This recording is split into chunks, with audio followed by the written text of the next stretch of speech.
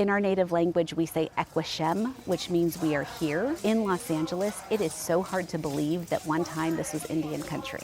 It's so hard to believe that above the concrete, that people lived well and in balance off of the land, lived in villages, lived in community.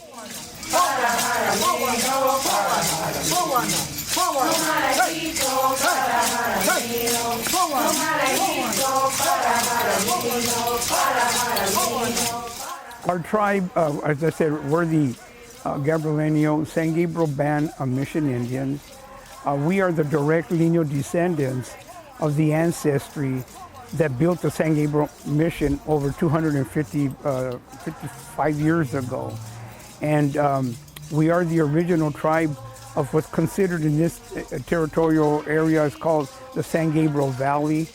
And we are the tribe of the San Gabriel Valley of the Los Angeles Basin. What's happening this weekend is a very historical moment for us, for our tribe, the deeding of this property to our tribe from the Presbytery. It's historical, it's honorable, and it's something that I'm very proud of for myself, for my tribe, for my ancestors who are no longer here with us, but that contributed to the everyday activity of here La Casa Community Center. When the community center that's been using the property for all these years said that they needed to close their doors, and what are you going to do with the property? I would normally go to COM if it was a congregation that was closing down, but it wasn't a congregation that was closing. And so I went to Justice Peacemaking, a mission, and said, well, La Casa de San Gabriel is a mission. They were a mission partner of the Presbytery, so now that they're not going to continue, what should we do with the property? And, you know, we talked about different things and different ideas. And later on, Mona sends me this very humble, like one-line email saying, do you think that maybe we could consider a land back? And as soon as I read that, it was like the heavens opened up, everything became clear.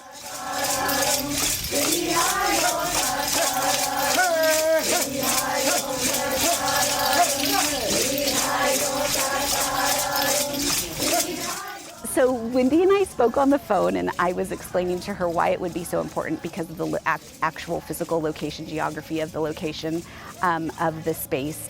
And from there, as Wendy says so eloquently, it was a series of people saying yes, that people were able to get their head around this and say, yes, I want to be a part of this, and yes, this is the right thing to do. It's amazing to see what God can do and see God's hand in the amazing work that's happening and that happened to get us here. One of the challenges when you're talking about reparative justice is, you know, like every time we had the conversation, it felt like the ocean got bigger and deeper. And it felt more and more we felt more and more helpless to do anything. Sometimes it would be extremely difficult. You know, we wouldn't get the language right. There were different perspectives.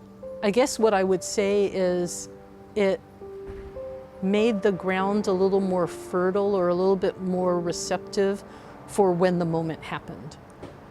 You know, we didn't create the moment, but we were able to recognize when the opportunity arose.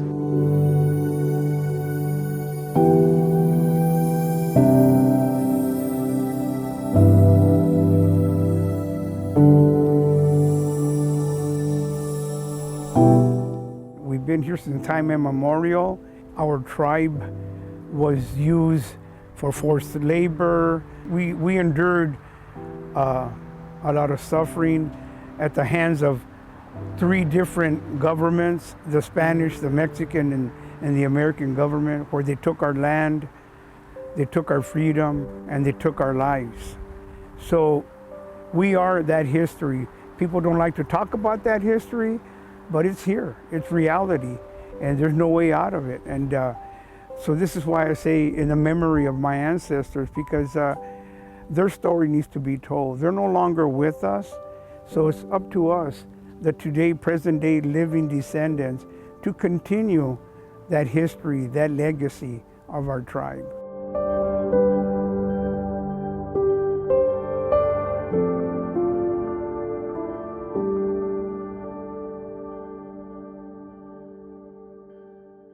something that I think people think is that we're a very urban tribe, and we are, but that urbanness was placed upon us. We didn't choose to be in an urban space. And so for me, the part that's really special is that because we have been so heavily colonized, we have not had that access to grow and gather our own plants the way that we should be able to. And so we'll be able to do that here in a highly urban space, to give an example that the land returns and heals no matter what's been done to it before. I always think that, the work that we do is generational work. And I know that our ancestors are so happy with the fact of their connection to La Casa, and that, my grandmother cooked enchiladas on this kitchen stove to raise money for La Casa, and to know that we have the generational connection to the past, and also as a mom to know that my daughter is going to have this space to use and to share her culture with her children is something that just brings me to tears.